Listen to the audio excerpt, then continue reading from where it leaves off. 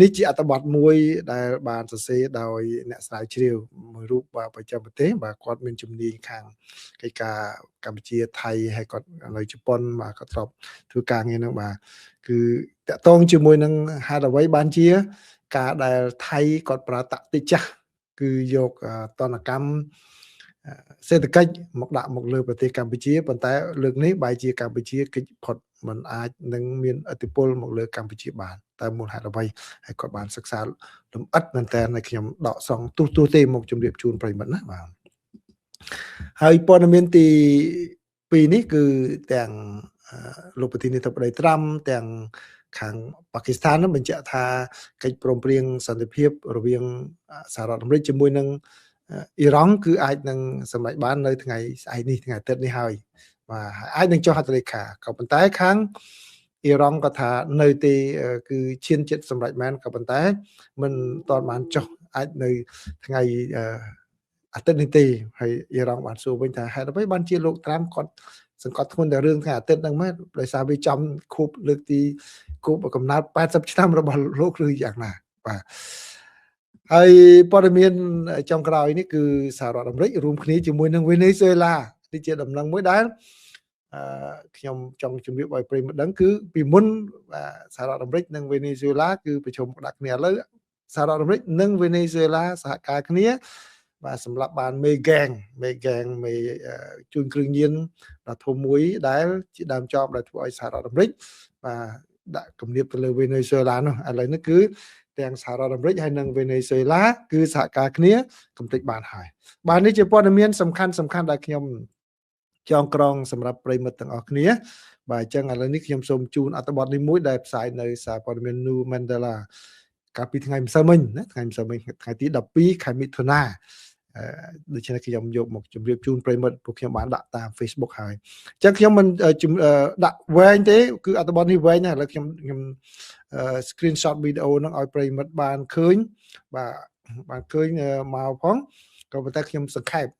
ខ្លឹមសារទៅពីព្រោះគាត់បានសិក្សាលម្អិតមានអ្នកឲ្យយោបល់មានអីច្រើនទាំងថៃទាំងអីខ្មែរច្រើនណាស់បាទគឺគាត់ឈ្មោះថា Richard Yarrow បាទគាត់សរសេរបានយ៉ាងល្អិតមែនតើតាក់ទងជាមួយនឹងការដែលប្រទេសថៃ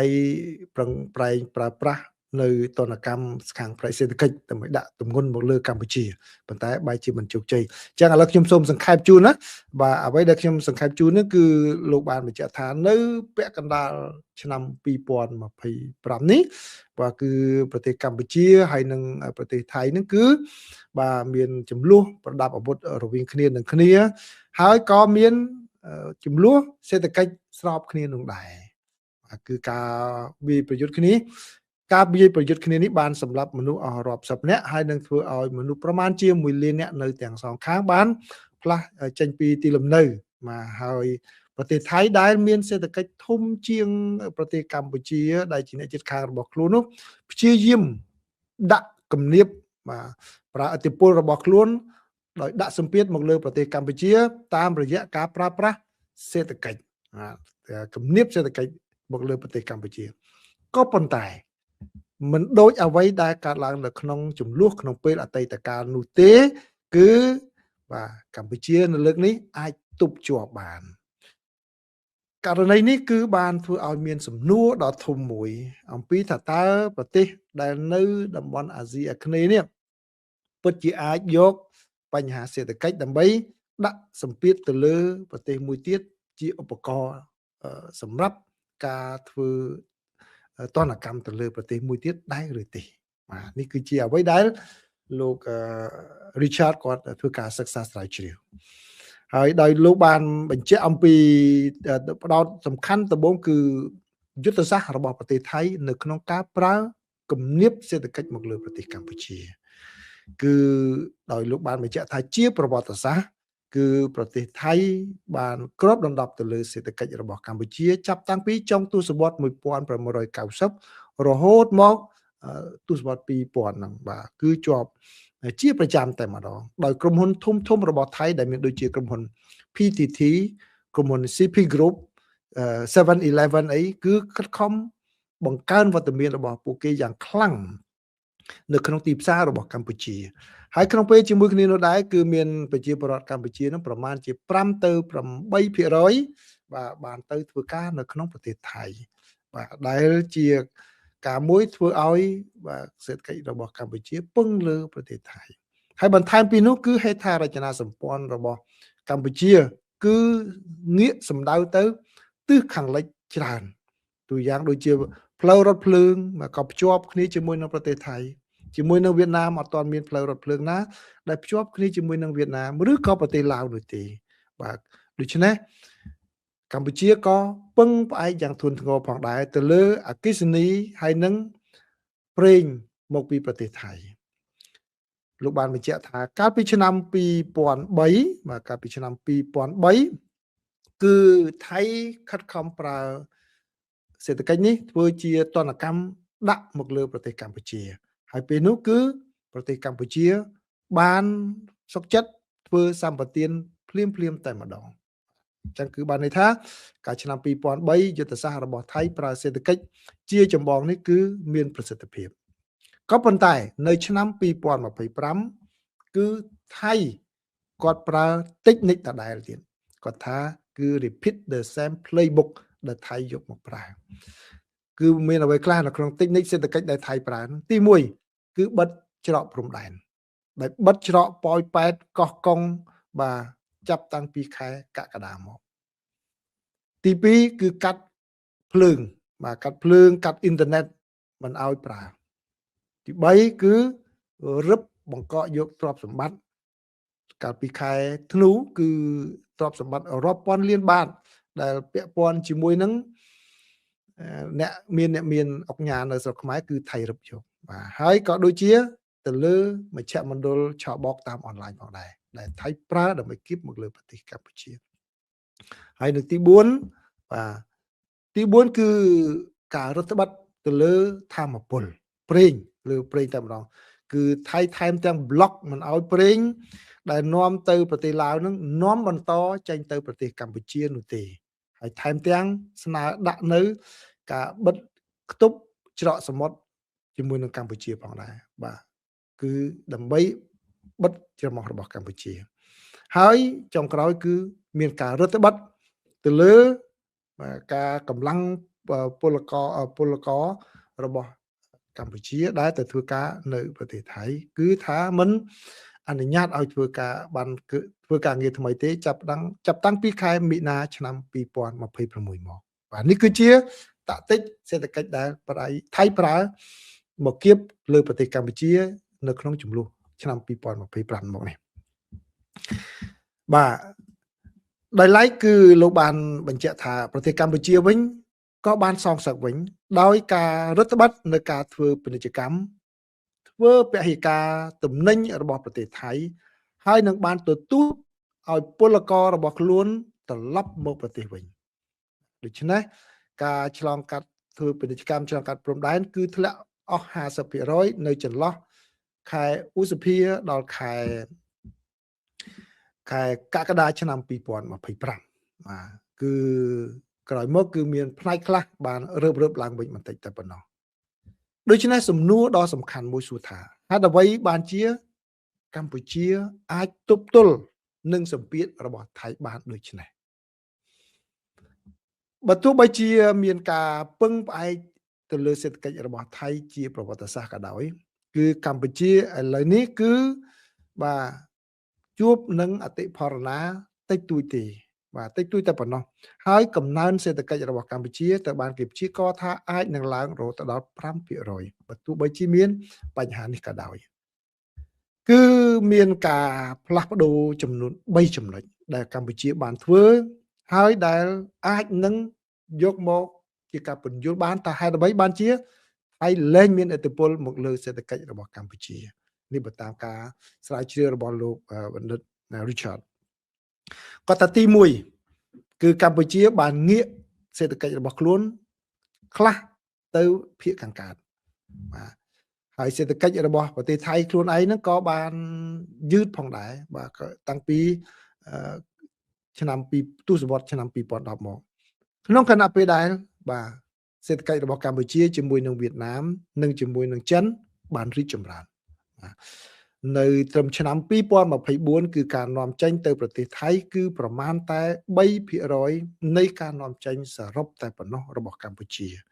ការនាំចូលពីវៀតណាមគឺបានលើសពីការនាំចូលពីប្រទេសថៃនៅក្នុងឆ្នាំ2022ហើយដោយមានជំនួយពីខាងប្រទេសចិនពីខាង World Bank គឺប្រទេសកម្ពុជាអាចបង្កើននៅការផលិតធម្មពលរបស់ខ្លួនរហូតដល់ទ្វេដងនៅចន្លោះឆ្នាំ2020និង2025ហើយភ្ជាប់ជាមួយនឹងបណ្ដាញរបស់វៀតណាមគឺតាមរយៈបណ្ដាញមួយគេហៅថា Vietnam Plus One ដែលជាការផលិតបាទធម្មពលនៅតាមបណ្ដោយព្រំដែនហើយនឹងកាត់បន្ថយការពឹងផ្អែកទៅលើប្រទេសថៃចំណុចទី1ចំណុចទី2គឺកម្ពុជាបានធ្វើគេថាពិពិធកម្មបាទសេដ្ឋកិច្ចរបស់ខ្លួនពាណិជ្ជកម្មរបស់ខ្លួនឲ្យច្រើនមុខព្រួញបាទដើម្បីទប់ទល់នឹងការរដ្ឋបတ်ណាមួយដូច្នេះការកាត់ផ្ដាច់ប្រេងឥន្ធនៈដោយភាគីថៃគឺបរាជ័យមិនបានជោគជ័យទេដោយសារអីដោយសារតែភ្លាមនោះគឺកម្ពុជាងាកទៅរកប្រភពប្រេងពីប្រទេសសិង្ហបុរីនិងប្រទេសម៉ាឡេស៊ីសិង្ហបុរីគឺកម្ពុជានាំចូលប្រេងពីប្រទេសសិង្ហបុរីគឺកើនឡើងពី48លានដុល្លារក្នុងខែមេសាឆ្នាំ2025រហូតមកដល់107លានដុល្លារនៅខែកក្កដាបាទដោយបាទធ្វើឲ្យមានចំនួនឡើងកាន់ថែមទៀតរហូតដល់169លានដុល្លារនៅខែកុម្ភៈឆ្នាំ2026បាទនេះជាតួលេខដែលលោក Richard គាត់ចងក្រងណាបាទខ្ញុំសូមអានតាមនោះហើយគឺផែនៅតាមសមុទ្រវិញគឺមានអត្ថន័យតិចតួចណាស់ក្នុងការធ្វើឲ្យរំខានទៅដល់បាទហេដ្ឋារចនាសម្ព័ន្ធនិងចរាចរណ៍របស់កម្ពុជានោះបាទក៏ប៉ុន្តែមានការផលប៉ះពាល់ខ្លះដែរដល់ចង្វាក់ផ្គត់ផ្គង់ខាងរថយន្តដែលធ្វើឲ្យប៉ះពាល់ទៅដល់ក្រុមហ៊ុនរបស់ជប៉ុនដែលជប៉ុនបានដាក់សម្ពាធឲ្យទៅប្រទេសថៃឲ្យបន្ធូរបន្ថយការរដ្ឋបတ်ព្រំដែននេះនៅខែបាទត្រឹមខែកញ្ញាប៉ុន្តែកម្ពុជាវិញគឺអាចសម្របសម្រួលបានបាទនេះគឺជាបញ្ហាដែលកម្ពុជាបានងាកទៅទី2ណាដោយឡែកបញ្ហាទី3វិញដែលកម្ពុជាអាចទប់បាននោះគឺកម្ពុជាអាចរដ្ឋបတ်បាទឬក៏កំហិតនៅផលប៉ះពាល់ដោយសារតែការដែលវិលត្រឡប់មកវិញរបស់ពលកររបស់កម្ពុជាក្នុងគណៈពេលដែលមានពលកររាប់ម៉ឺននាក់បានវិលត្រឡប់មកពីប្រទេសកម្ពុជាវិញទៅតំបន់ភាគខាងលិចរបស់ប្រទេសកម្ពុជាហើយវិស័យទេសចររបស់ថៃហើយនឹងខាងកសិកម្មខាងផ្នែកផលិតរបស់ថៃនោះគឺបានដួលរលំនៅទីនោះតែម្ដងក៏ប៉ុន្តែនៅខាងផ្នែកភាគខាងលិចវិញគឺដែលធ្លាប់តែជាកម្លាំងជំរុញសេដ្ឋកិច្ចរបស់ប្រទេសកម្ពុជានោះលែងជាកម្លាំងជំរុញសេដ្ឋកិច្ចដូចពេលមុនទៀតហើយពីព្រោះអីបាទពីព្រោះអីប្រទេសកម្ពុជាបានធ្វើពិពិធកម្មនៅកន្លែងប្រភពនៃកម្លាំងជំរុញសេដ្ឋកិច្ចរបស់ខ្លួនដូចជានៅទីក្រុងភ្នំពេញហើយនឹងខេត្តមួយចំនួនដែលនៅភាគអាគ្នេយ៍របស់ខ្លួនបាទធ្វើជាប្រភពនៃការជំរុញសេដ្ឋកិច្ចរបស់ខ្លួនដោយលែងពឹងផ្អែកទាំងសងតែទៅលើភាគខាងលិចមានពលករចំណាក់ស្រុកជាច្រើនបានវិលត្រឡប់ទៅប្រទេសថៃវិញដោយស្ងាត់ចូលក្នុងប្រទេសថៃផងដែរហើយក៏បានធ្វើកិច្ចការងារជាពលករនៅរោងចក្រមួយចំនួនផងដែរនេះគាត់បានទទួលស្គាល់ថាអញ្ចឹងតាមផងដែរណាខាងភាគីកម្ពុជាក៏ប៉ុន្តែអ្វីដែលគួរឲ្យកត់សម្គាល់មួយទៀតនោះគឺមនោសញ្ចេតនាជាតិនិយមហើយដោយសារតែគ្មានការបោះឆ្នោតមិនមែនជាឆ្នាំបោះឆ្នោតដែលជាការដាក់សម្ពាធទៅលើគណៈបកកណ្ដាលអំណាចនោះបាទដូច្នេះគឺមិនមានតម្លៃនយោបាយអ្វីដែលកម្ពុជាត្រូវខាតបង់នោះទេដូច្នេះរដ្ឋាភិបាលបានផ្ដល់ជំនួយយ៉ាងឆាប់រហ័សដើម្បីកាត់បន្ថយនៅផលប៉ះពាល់ដែលអាចកើតមានឡើងពីគំនាបសេដ្ឋកិច្ចមកលើរដ្ឋាភិបាលនេះបើតាមការរកឃើញរបស់គាត់ណាបាទដូច្នេះនេះគឺជាការមួយបង្ហាញថាការដែលប្រទេសនៅតំបន់អាស៊ីអាគ្នេយ៍ប្រើប្រាស់កម្លាំងសេដ្ឋកិច្ចដើម្បីដាក់សម្ពាធទៅលើប្រទេសមួយផ្សេងទៀតវាហាក់ដូចជាមានផលមួយដែល នៅមានកំហិតនៅឡើយទេមិនអាចធំទូលាយបានទេបាទដូច្នេះគឺជាការមួយដែលបង្ហាញនៅសមត្ថភាពខ្សោយរបស់រដ្ឋនីមួយៗដែល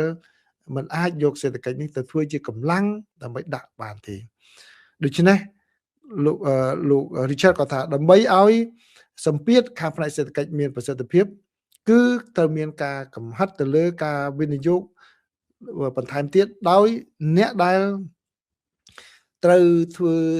គោលនយោបាយនេះគឺត្រូវមានទិន្នន័យពិតប្រាកដតែម្ដងអំពីប្រទេសមួយទៀតបាទហើយថៃបើចង់មានប្រសិទ្ធភាពត្រូវធ្វើការសម្របសម្រួលរវាងអន្តរទីភ្នាក់ងាររបស់រដ្ឋាភិបាលថៃនឹងឲ្យបានដើម្បីឲ្យដឹងបាទប៉ុន្តែអ្វីដែលជាចំណុចខ្សោយរបស់ថៃគឺมันមានការសហការគ្នារវាងអន្តរទីភ្នាក់ងាររបស់រដ្ឋាភិបាលទេបាទបើនិយាយពីសាមញ្ញគេថាក្រសួងនីមួយៗมันមានតំណែងតំណងគ្នាអន្តរក្រសួងมันបានតាក់ទងគ្នាដើម្បីរៀបចំជាយុទ្ធសាស្ត្រតែមួយដើម្បីគៀបសង្កត់របស់លើកម្ពុជាទេគាត់លើកឧទាហរណ៍ថាអ្នកដែលរៀបចំយុទ្ធសាស្ត្រដើម្បីធ្វើបាបកម្ពុជាគឺការពិតទៅជាពួកទាហានទៅវិញទេដែលជាអ្នករៀបចំផែនការនេះគឺមិនមែនពួកស៊ីវិលទេបាទដូច្នេះនេះគឺជាព័ត៌មានដែលលោក Richard ក៏ថាគាត់បានទទួលមកហ្នឹងគឺមានការផ្ទៀងផ្ទាត់ពីខាងអ្នកស្រាវជ្រាវថៃផងដែរណាដូច្នេះនេះគឺជាព័ត៌មានដែលគាត់បានបញ្ជាក់មកអញ្ចឹងតើពិតប៉ុណ្ណាខ្ញុំសូមជូនទៅតាមអ្វីដែលគាត់បាននិយាយគាត់ថាគឺពួកខាងទាហានទេជាអ្នកដែលរៀបចំផែនការទាំងអស់នេះដើម្បីដាក់ទណ្ឌកម្មសេដ្ឋកិច្ចមកលើកម្ពុជាក្នុងខណៈពេលដែលពួកស៊ីវិលអត់មានពាក់ព័ន្ធនៅក្នុងការរៀបផែនការហ្នឹងទេបាទឬក៏ពាក់ព័ន្ធដែរក៏ប៉ុន្តែនាំមុខទៅដោយពួកទាហានក្រុមហ៊ុនដូចជាក្រុមហ៊ុន PTT គាត់ថាជួបការលំបាកហើយអ្នកដែលប្រកបអាជីវកម្មនៅតាមព្រំដែនវិញគឺជួបការលំបាកដែរហើយពួកគេថែមទាំងប្រឆាំងជាមួយនឹងការដាក់កំហិតសេដ្ឋកិច្ចនេះមកលើកម្ពុជាផងដែរបាទដូច្នេះអាស៊ានវិញគឺមិនមានយន្តការណាមួយបើសិនជាចង់ដាក់ទណ្ឌកម្មសេដ្ឋកិច្ចទៅលើប្រទេសផ្សេងគឺអត់មានទេទូយ៉ាងដូចជារឿងនៅភូមាជាដើមចង់ដាក់ទណ្ឌកម្មភូមាលើសេដ្ឋកិច្ចក៏ពិបាកមិនមែនជាយន្តការរបស់អាស៊ានមួយទាំងមូលដែរហើយក្នុងពេលដែលជាមួយគ្នានោះគឺគ្មានកម្លាំងណាមកជំរុញឲ្យបានអនុវត្តការងារដាក់ទណ្ឌកម្មនោះបានទេបាទកុំថាឡើយនេះមិនមែនជាយន្តការរបស់អាស៊ានផងនោះបាទក្នុងពេលនោះដែរគឺកម្ពុជាបានងាកទាន់ពេលវេលាទៅខាងប្រទេសវៀតណាមទៅសិង្ហបុរីហើយនិងម៉ាឡេស៊ីទៅវិញធ្វើឲ្យអ្វីដែលថៃដាក់មកហ្នឹងគឺមានការខ្វះចន្លោះដូច្នេះលោក Richard បានបន្តទៀតថាបណ្ដារដ្ឋនៅក្នុងតំបន់អាស៊ីអាគ្នេយ៍ហ្នឹងអ្វីដែលជាផលប្រយោជន៍របស់ពួកគេនោះគឺពួកគេមានព្រំដែនជាប់ជាមួយនឹងប្រទេសជិតខាងនឹងច្រើនបាទដូច្នេះទីផ្សារក្នុងស្រុករបស់គេទូចបាទដូច្នេះគេអាចនឹងងាកទៅទីផ្សារណាផ្សេងទៀតក៏បានដែរបើសិនជាមានទណ្ឌកម្មគឺគេអាចគេចចេញបានភ្លាមតែម្ដងដូច្នេះសម្ពាធនោះគឺมันអាចដាក់បានឲ្យធ្វើការឈឺចាប់នៅក្នុងតំបន់នោះទេបាទប៉ុន្តែបើសិនជាវាអាចប៉ះគឺអាចប៉ះតែនៅតំបន់តាមជាដែនតែប៉ុណ្ណោះគឺมันអាចប៉ះទៅលើតំបន់ទូទាំងប្រទេសនោះបានទេដូច្នេះអ្វីដែលជាគោលនយោបាយដែលប្រទេសថៃគួរតែគិតពិចារណាបាទហើយកម្ពុជាបានតបវិញនេះគឺសម្ពាធពីប្រទេសថៃគឺមានផលប៉ះពាល់ជាអវិជ្ជមានមិនមានផលប៉ះពាល់ធំដុំមកលើកម្ពុជានោះទេអត្ថបទនេះបានបង្ហាញអំពីថាការដែលប្រទេសថៃខិតខំប្រើប្រាស់នៅយុទ្ធសាស្ត្រខាងផ្នែកសេដ្ឋកិច្ចភូមិសាស្ត្រសេដ្ឋកិច្ចនេះគឺដើម្បីដាក់បាទប្រទេសកម្ពុជានោះគឺมันមានផលប្រយោជន៍ទេអ្វីដែលអាចធ្វើបានគឺថ្ងៃខាងមុខគឺត្រូវមានឥទ្ធិពលបែបជាលក្ខណៈវិជ្ជមានទៅលើគ្នាទៅវិញទៅមកវិញទូយ៉ាងដូចជាត្រូវវិនិយោគទៅលើវិស័យអប់រំការផ្លាស់ប្ដូរការអប់រំការផ្លាស់ប្ដូរនៅទិដ្ឋគោលនយោបាយទិដ្ឋការអភិវឌ្ឍរួមគ្នាហើយនឹងធ្វើសមាហរណកម្មសេដ្ឋកិច្ចជាដើមបាទនេះអត្ថបទនេះគាត់សរសេរហ្នឹងគឺមិនមែនដើម្បីដាក់បន្ទុកទៅលើប្រទេសណាមួយទេគឺគាត់ បង្ហាញអ្វីដែលជាការពិតអញ្ចឹងហើយបានជានៅក្នុងពេលដែលសរសេរចប់នោះគាត់ឲ្យអនុសាសន៍ថាបើសិនតែចង់ធ្វើអញ្ចេះតើធ្វើអញ្ចេះឬក៏ដើម្បីជាជាងការដែលយកសេដ្ឋកិច្ចមកធ្វើបាបគ្នាហ្នឹងគឺត្រូវធ្វើអភិវឌ្ឍចេះរួមគ្នាដើម្បីឲ្យវាបានល្អប្រសើរណាអញ្ចឹងបានជាគាត់ឲ្យជាអនុសាសន៍ក៏ប៉ុន្តែយ៉ាងណាក៏ដោយគឺអ្វីដែលគាត់និយាយឲ្យគួរចាប់អារម្មណ៍គាត់ថាទោះបីជាប្រទេសដែលមានចំណូលទាបដូចកម្ពុជានឹងក៏ដោយណាគឺมันអាចយកសេដ្ឋកិច្ចមកបានទេហើយជាពិសេសនោះគឺឆ្នាំ2025មិនមែនដូចឆ្នាំ2003ដែលថៃអាចនឹងដាក់ទណ្ឌកម្មកម្ពុជាបានទេហើយនឹងចំណុចមួយទៀតគឺគាត់ថាថៃខ្លួនឯងនឹងហាក់ដូចជាមើលច្រឡំនៅកម្លាំងរបស់ខ្លួនដែលគិតថាខ្លួនអាចនឹងមានកម្លាំងដាក់សម្ពាធមកលើប្រទេសកម្ពុជាក្នុងខណៈពេលដែលសេដ្ឋកិច្ចរបស់ខ្លួនក៏មានភាពយឺតយ៉ាវនោះផងដែរបានន័យថាថៃជួបបញ្ហាសេដ្ឋកិច្ចផ្ទៃក្នុងខ្លួនឯងហើយប្រឹងមកដាក់សម្ពាធសេដ្ឋកិច្ចមកលើប្រទេសជិតខាងដោយសារតែទំនាស់នេះគឺมันមានប្រសិទ្ធភាពនោះទេបាទសូមចប់ការសង្ខេបជូនប្រិមិត្តប៉ុណ្ណេះអញ្ចឹងសូមជូនអត្ថបទទី2ជាបច្ចុប្បន្នភាពនៅសង្គ្រាមរបស់សហរដ្ឋអាមេរិកនៅប្រទេសអ៊ីរ៉ង់វិញម្ដងបាទបើយោងតាមសេចក្តីរាយការណ៍របស់សារព័ត៌មាននានាហើយខ្ញុំដកសំមកនេះគឺខាង Washington Post ណាបានយកមកជម្រាបជូនប្រិយមិត្តទាំងអស់គ្នាគឺបានឲ្យដឹងថាសហរដ្ឋអាមេរិកហើយនិងប្រទេសអ៊ីរ៉ង់ឥឡូវនេះគឺរំពឹងថានឹងបញ្ចប់បង្ហើយនៅការចរចា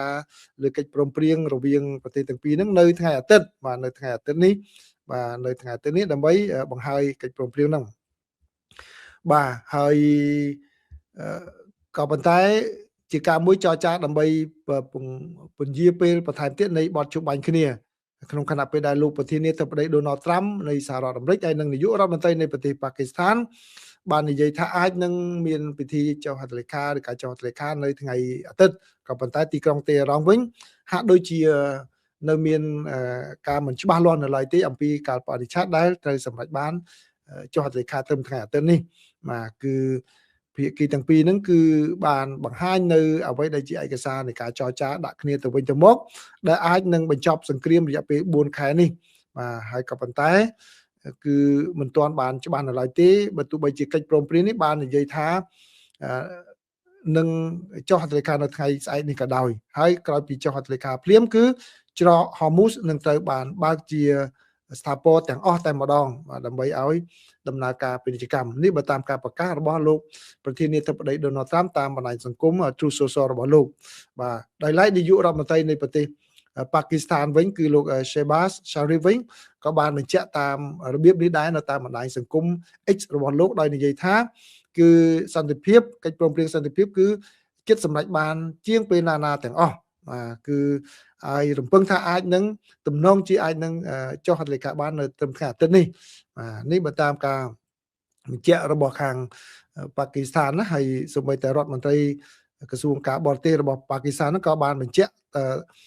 ស្រដៀងគ្នានឹងដែរនៅព្រឹកថ្ងៃអាទិត្យណាបាទនៅព្រឹកថ្ងៃសៅរ៍នេះក៏ប៉ុន្តែខាងអ្នកនាំពាក្យរបស់ខាងក្រសួងការបរទេសរបស់ខាងប្រទេសអ៊ីរ៉ង់វិញគឺលោកអ៊ីស្ម៉ាអែលបាហ្គាអ៊ីបាននិយាយថាគឺមិនទាន់មានការរៀបចំណាច្បាស់លាស់ថានឹងចុះហត្ថលេខានៅថ្ងៃអាទិត្យនេះទេហើយបាននិយាយតាមបណ្ដាញសារព័ត៌មានរដ្ឋថាហេតុអ្វីបានជាលោកត្រាំនិយាយដដែលពីរឿងកាលបរិច្ឆេទនៃការចុះហត្ថលេខានៅថ្ងៃអាទិត្យអញ្ចឹងប្រហែលជាចង់ឲ្យស្របពេលគ្នាជាមួយនឹង